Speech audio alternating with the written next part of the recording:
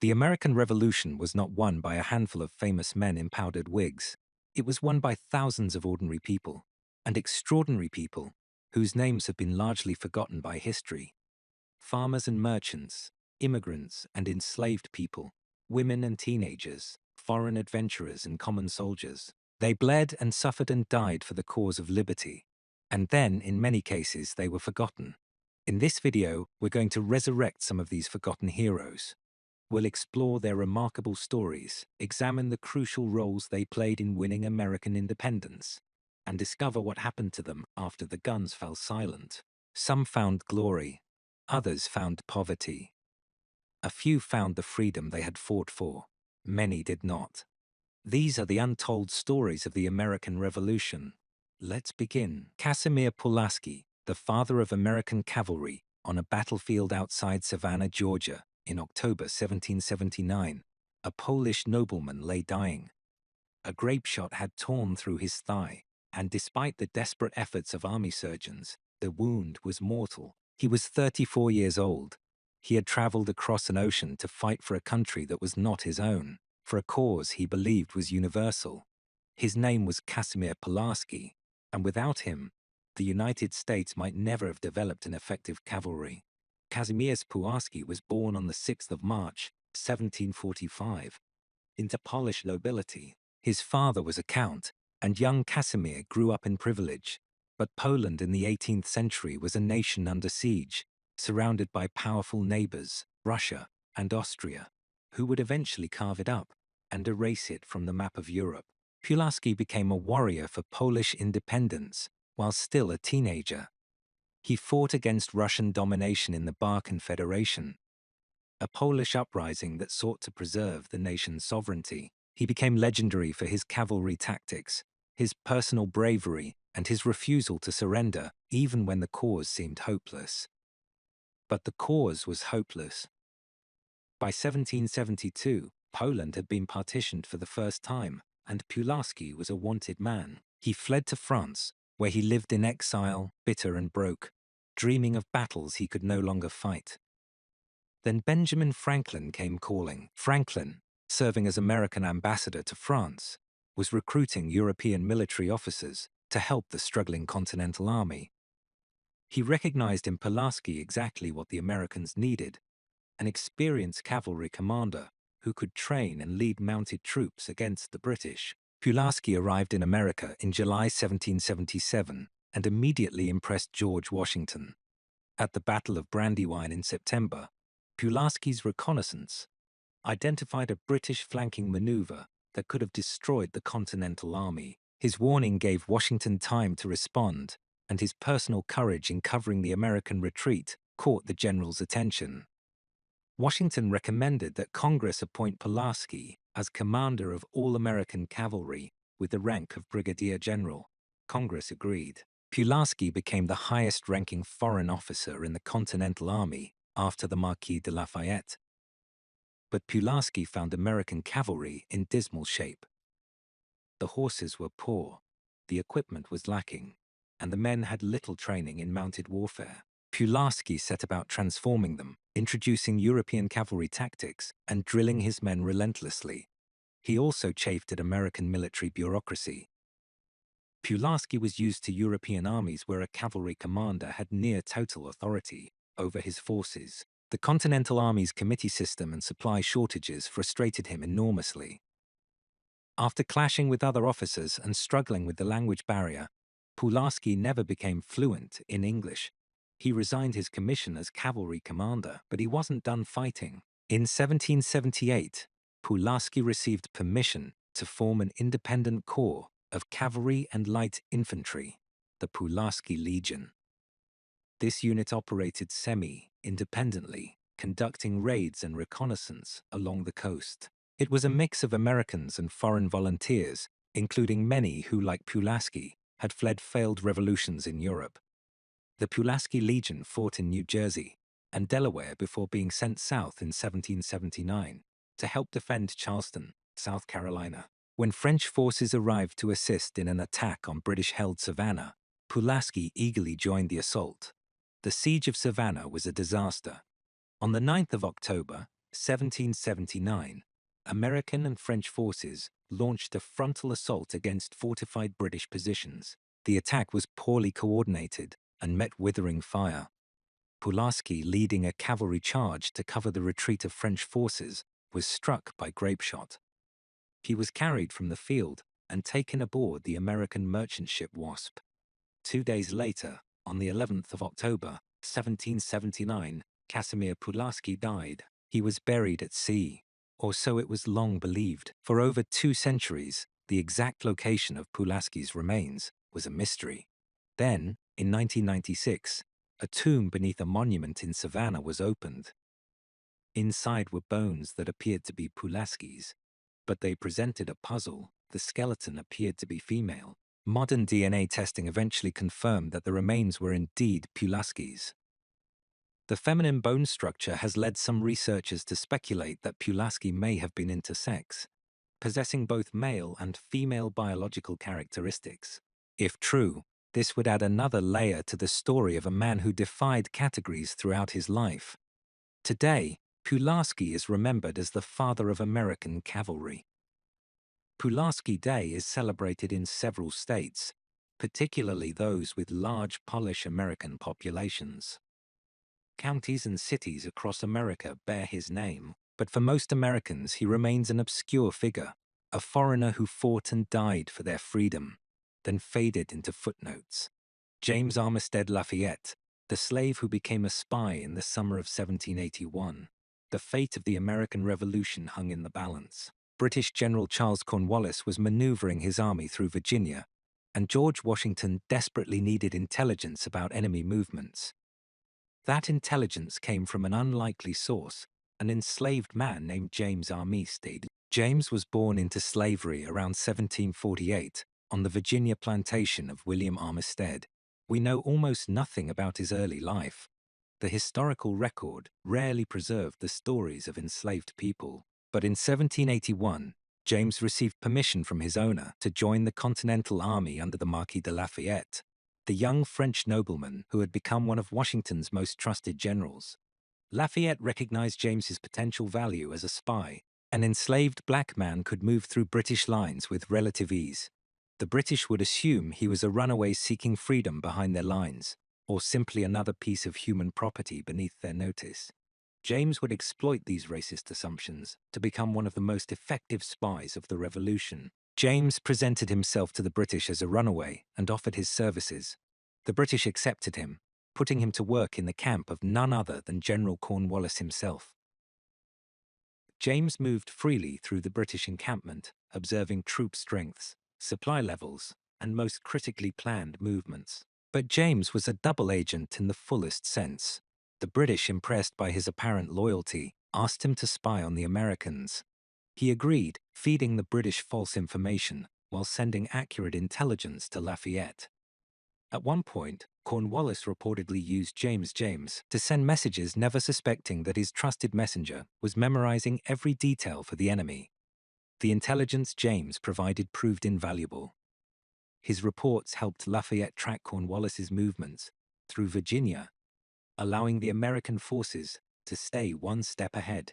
Most importantly, James's information helped confirm that Cornwallis was fortifying his position at Yorktown, setting the stage for the siege that would end the war.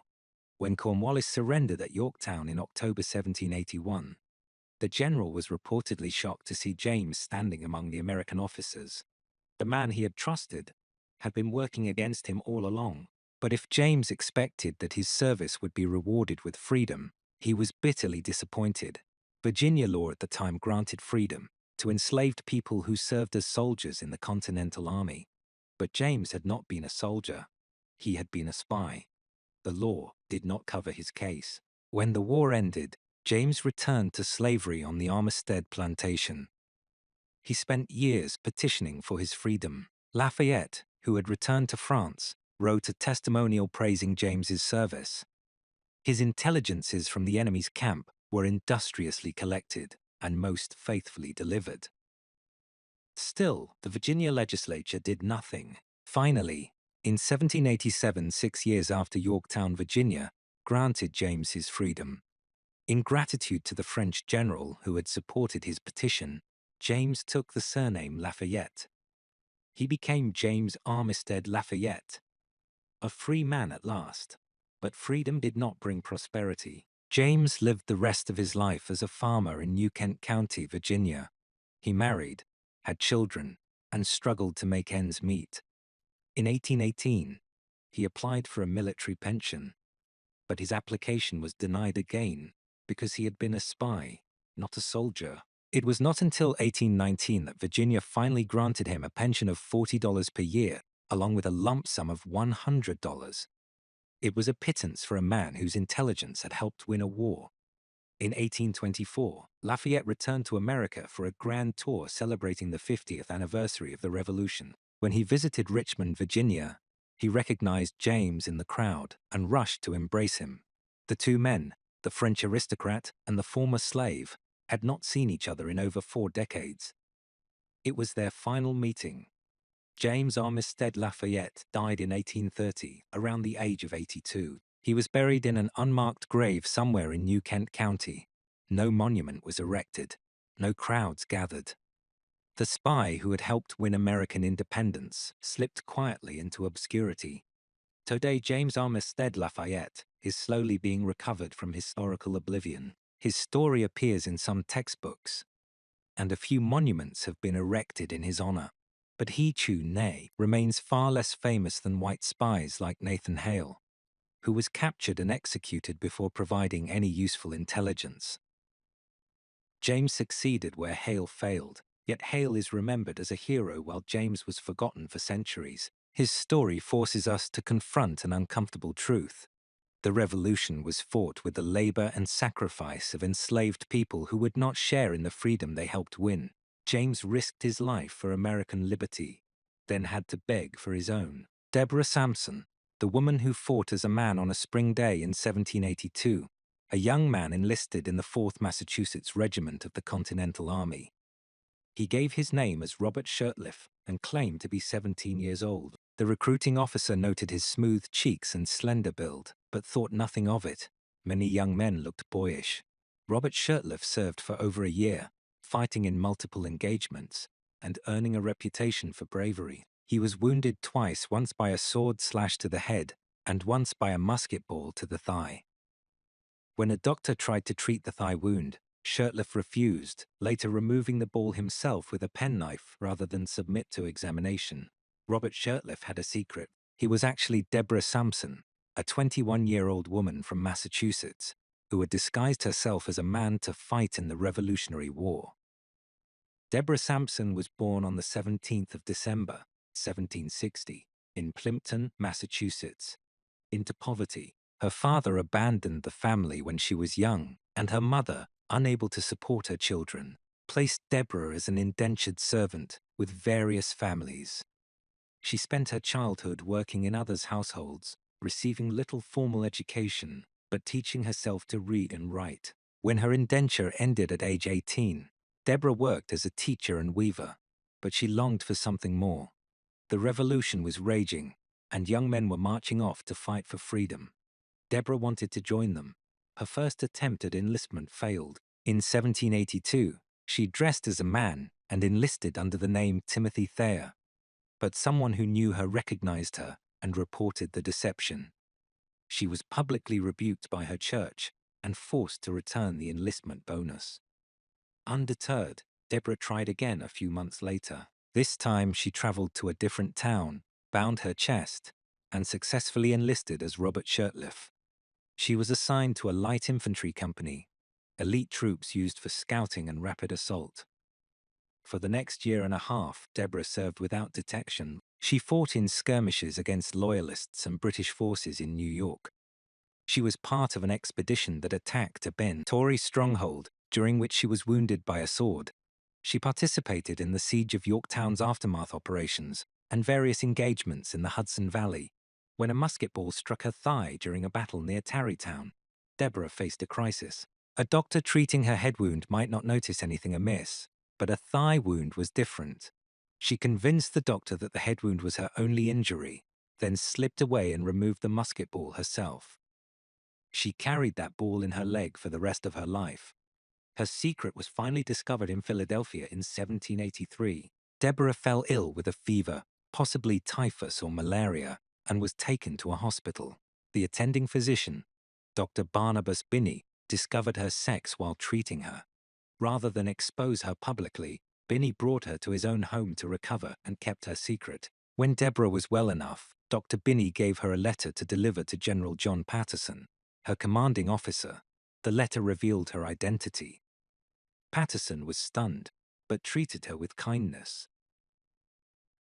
She was honorably discharged from the Continental Army in October 1783. Deborah returned to Massachusetts, where she married a farmer named Benjamin Gannett in 1785.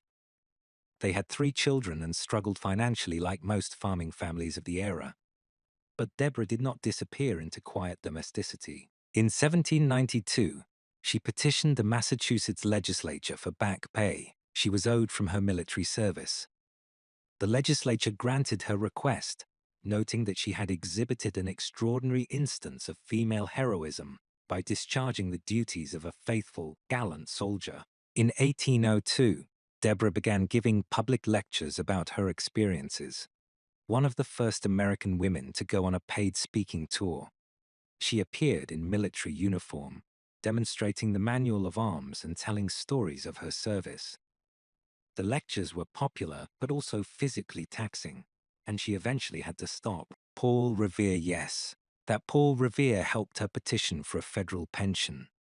In a letter to a congressman, Revere wrote that Deborah did a soldier's duty and deserved recognition. In 1805, she was placed on the Massachusetts Invalid Pension Roll, receiving $4 per month. It was not enough. The Gannett family remained poor throughout Deborah's later years. She suffered from chronic pain and illness, likely related to her old wounds and wartime hardships. She died on the 29th of April, 1827, at the age of 66. After her death, her husband Benjamin became the only man in American history to receive a widow's pension as the spouse of a female veteran. Congress granted him the pension in 1838, noting Deborah's gallant conduct and the wound she received in defense of her country. Deborah Sampson's story was remarkable enough that she was not entirely forgotten. A biography was published during her lifetime, and she has been commemorated with statues and monuments.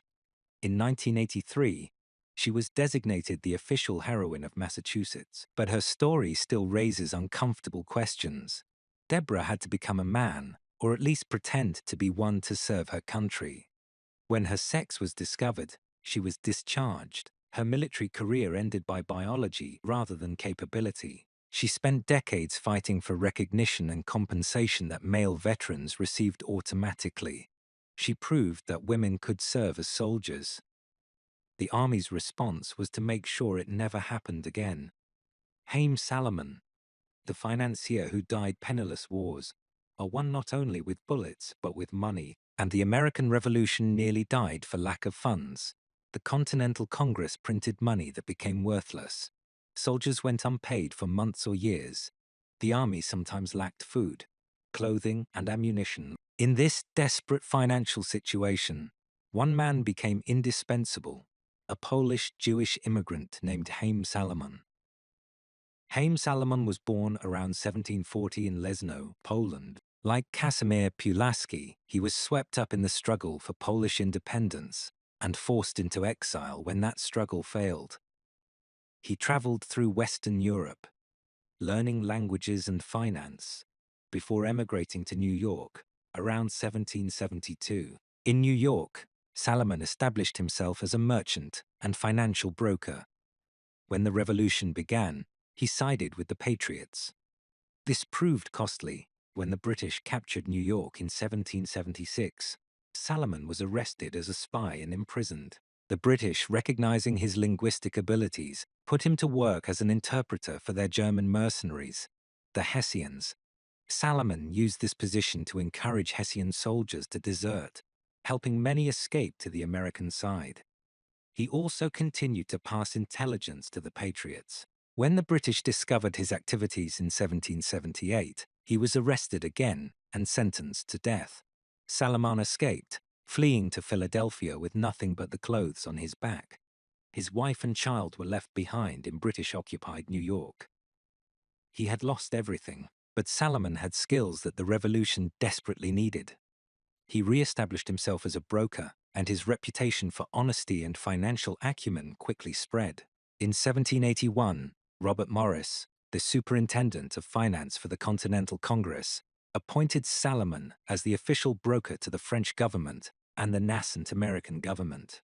In this role, Salomon became the critical link in revolutionary finance. He sold bills of exchange, essentially IOS backed by the French government, and used the proceeds to fund the Continental Army. He negotiated loans, converted foreign currencies, and kept money flowing to the war effort. The numbers are staggering. Salomon brokered hundreds of thousands of dollars in transactions at a time when the entire federal budget was minuscule. He personally advanced money to desperate delegates to Congress, including James Madison, who was so broke he could not afford to travel home. Salomon asked for no interest and often received no repayment.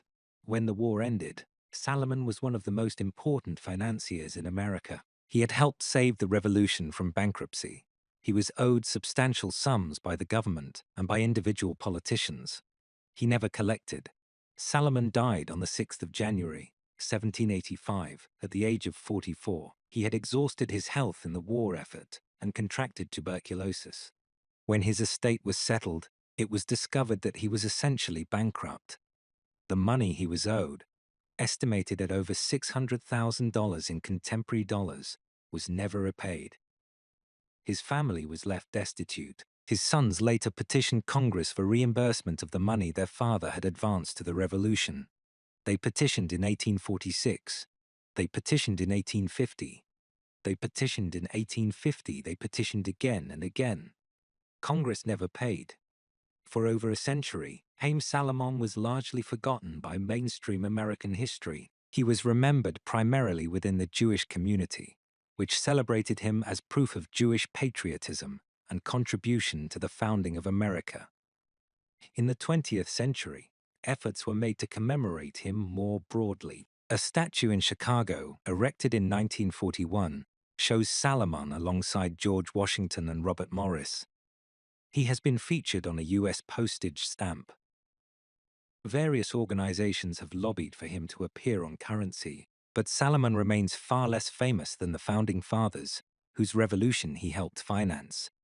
His story raises uncomfortable questions about who gets remembered and why, and about whether America ever truly repaid the debts it owed to those who sacrificed everything for independence. Peter Salem and Salem, poor black heroes of Bunker Hill. The Battle of Bunker Hill on the 17th of June, 1775, was one of the first major engagements of the Revolutionary War. It was also one of the bloodiest. British forces eventually took the hills. They suffered over 1,000 casualties, a shocking toll that proved the amateur American militiamen could stand against professional soldiers. Among those American militiamen were black men, both free and enslaved, who fought alongside their white neighbors. Two of them, Peter Salem and Salem Poor, performed acts of heroism that were celebrated at the time and then largely forgotten for 2 centuries.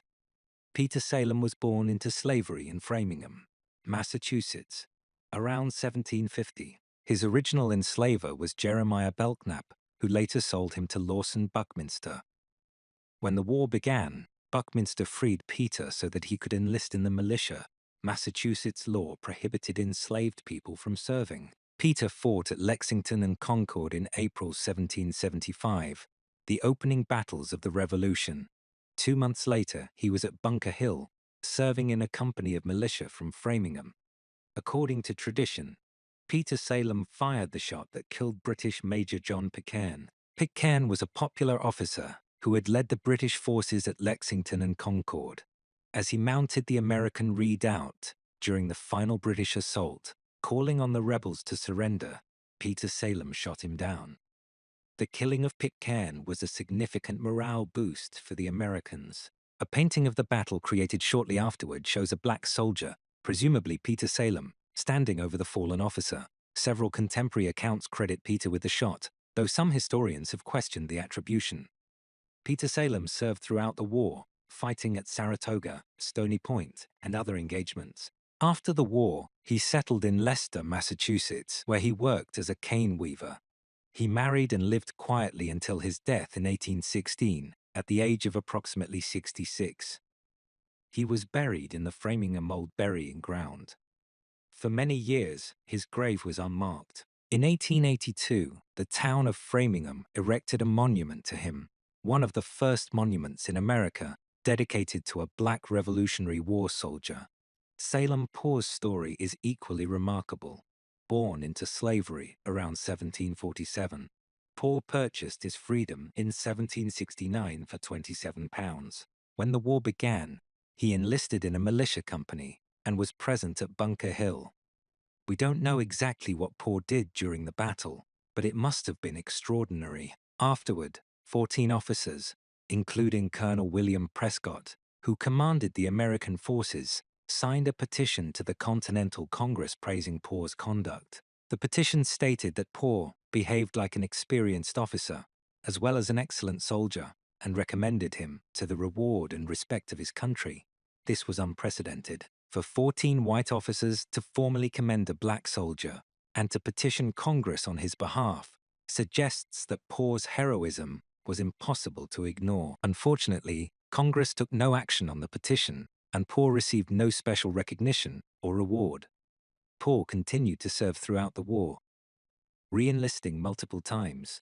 He fought at White Plains, Saratoga, and Monmouth. After the war, he married and had a son, but details of his later life are scarce. He died sometime after 1780. The exact date and place of his death are unknown. For 2 centuries, Peter Salem and Salem Poor were largely absent from mainstream accounts of the Revolution. Bunker Hill was remembered as a white man's battle. The contributions of black soldiers, who numbered in the thousands across the war, were minimized or erased. Only in recent decades have historians begun to fully recover these stories. Peter Salem and Salem Poor are now recognized as genuine heroes of the Revolution. Their service proved that black Americans would fight for liberty even when that liberty was denied to most of their race. Their stories also illuminate a tragic irony. Black men fought and died for American freedom, yet slavery persisted for nearly another century after independence. The Revolution's promises of liberty and equality did not apply to them.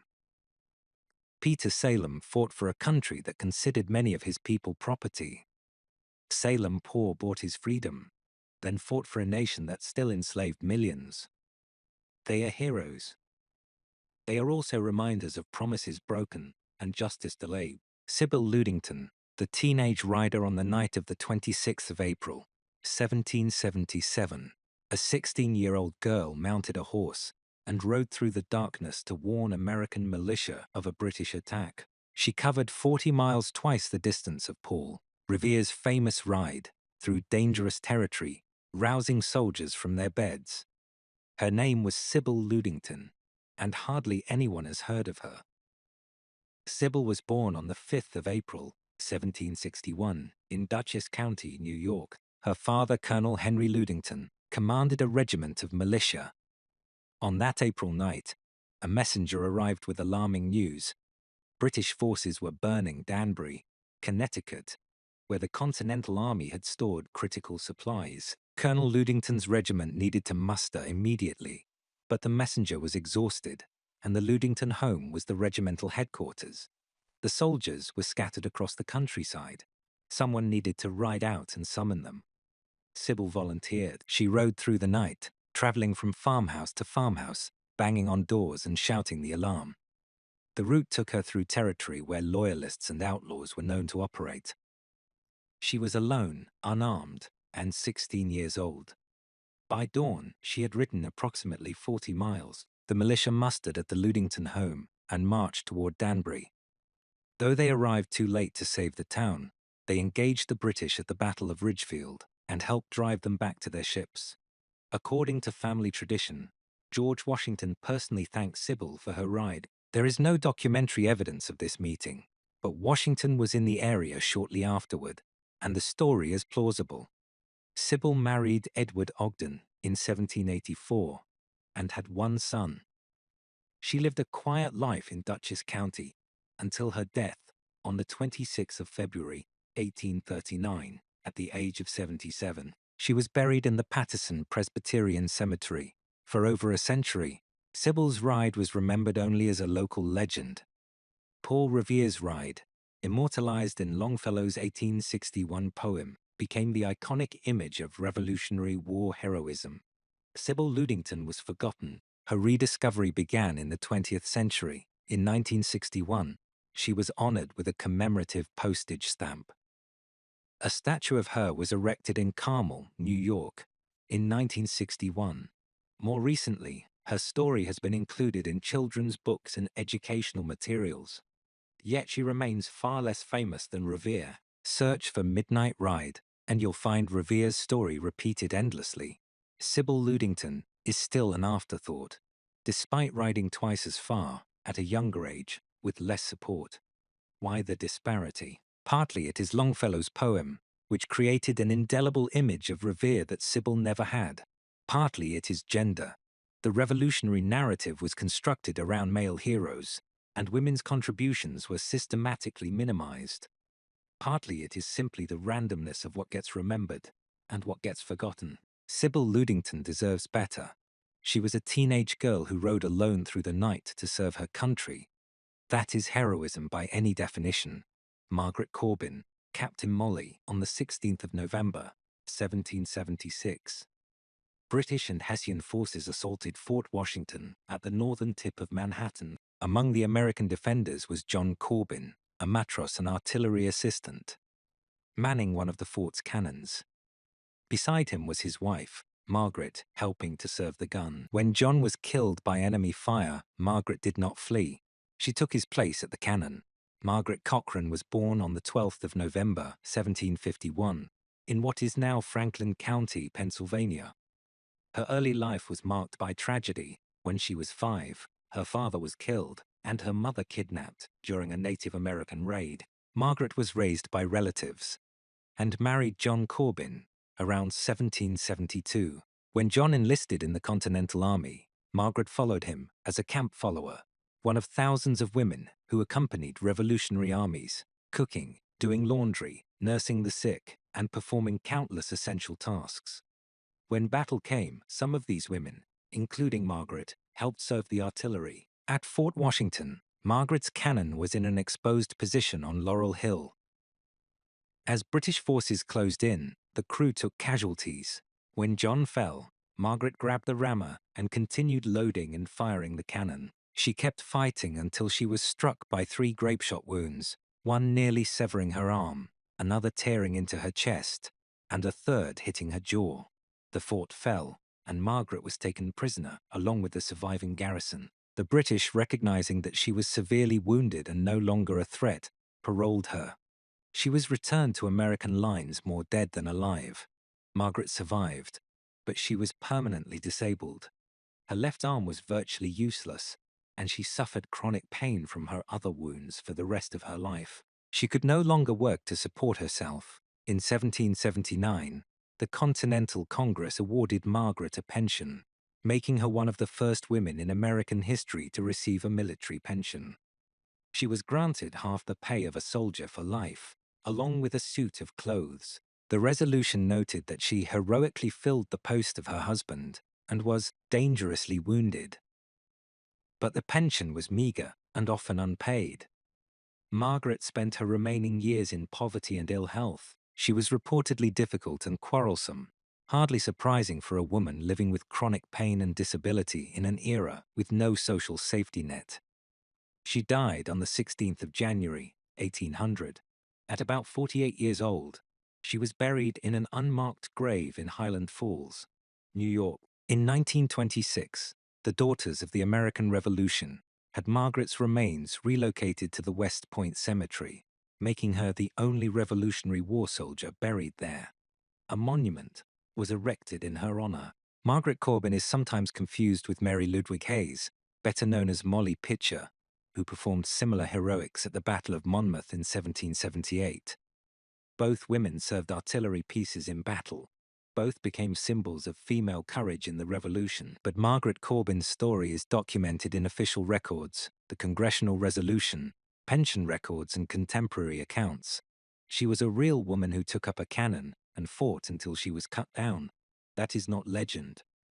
That is history. Joseph Plum Martin, the common soldier's voice. Most of the heroes we've discussed were, in some way, exceptional officers, spies, women in disguise, financial wizards. But the revolution was won primarily by ordinary soldiers who served year after year, suffering hunger, disease, and danger without recognition or reward. One of them left a record of that experience. His name was Joseph Plum Martin, and his memoir is one of the most valuable first-hand accounts of what it was like to be a common soldier in the Revolutionary War. Joseph was born in Becket, Massachusetts, on the 21st of November, 1760. He was raised by his grandparents in Connecticut and received a basic education. When the war began, he was 15 years old, too young to enlist, or so he thought. But in 1776, he joined a Connecticut militia unit for a 6-month term. His first experience of war was the chaotic New York campaign of 1776, including the Battle of Brooklyn and the retreat through Manhattan. He saw men killed and wounded around him. He went hungry, slept in the rain, and learned that war was nothing like the glorious adventure he had imagined. After his term expired, Joseph went home. But something drew him back.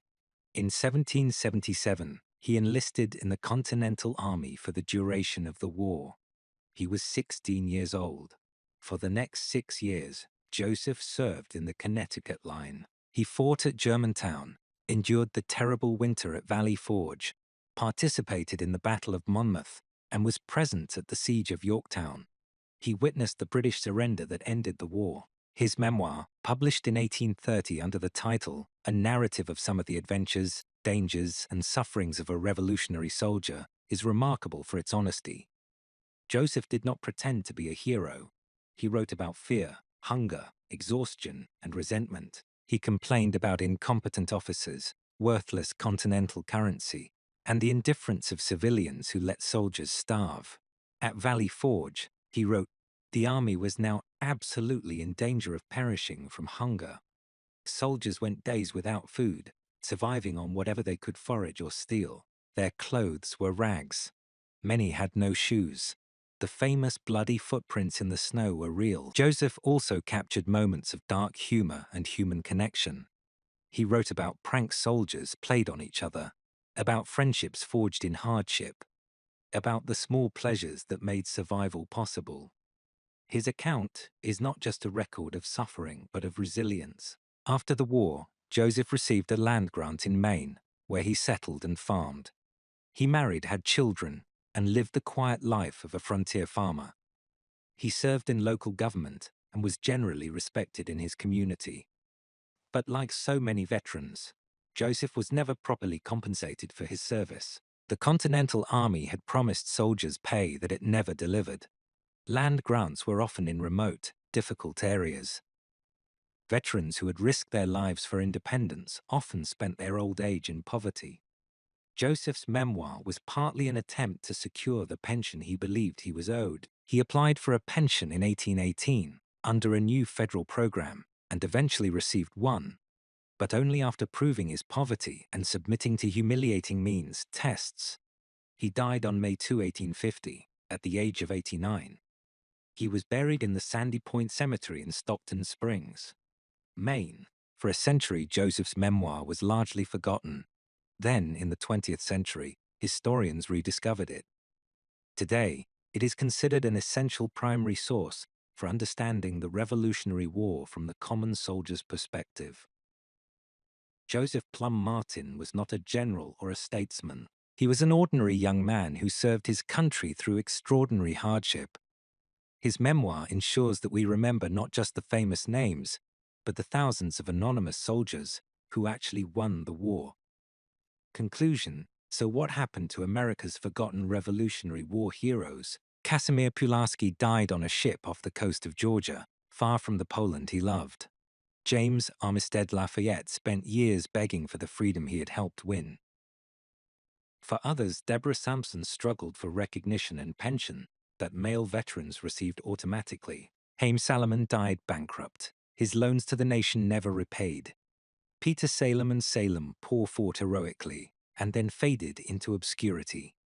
Sybil Ludington rode twice as far as Paul Revere, and got a fraction of the fame. Margaret Corbin was disabled for life, and died in poverty. Joseph Plum Martin recorded the common soldier's experience, and was nearly forgotten. These stories share common threads.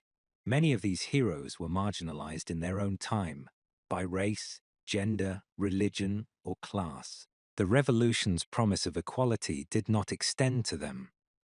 They served a nation that would not fully include them. They also share another thread. They served anyway. Whatever their reasons, patriotism, adventure, necessity, or hope for something better, they risked everything for the American cause.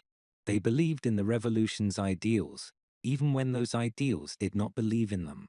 Why were they forgotten? Partly because history is written by the powerful, and they were not powerful.